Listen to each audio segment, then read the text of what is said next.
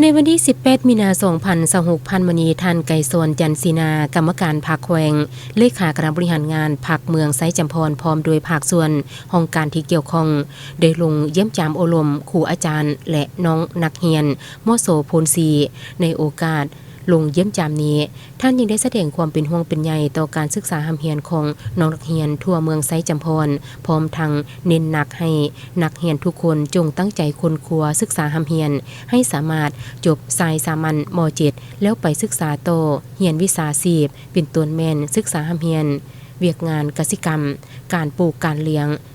เรียนเกี่ยวกับวิชาชีพเช่นประเภทกลจักรซ่อมแปลงเครื่องอิเล็กทรอนิกส์และวิชาเคหสถานที่เป็นอาชีพให้มั่นคงเพิ่นเอาความรู้ความสามารถมาพัฒนาตนเองพัฒนาประเทศชาติบ้านเมืองและสามารถมีอาชีพที่มั่นคงและมีรายรับที่ยืนยงเฮ็ดให้ครอบครัวสามารถหลุดพ้นออกจากความทุกข์ยากประกอบส่วนเข้าในการพัฒนาเศรษฐกิจสังคมของเมืองให้นับมือเติบใหญ่เข้มแข็งขึ้นไปเรื่อยๆ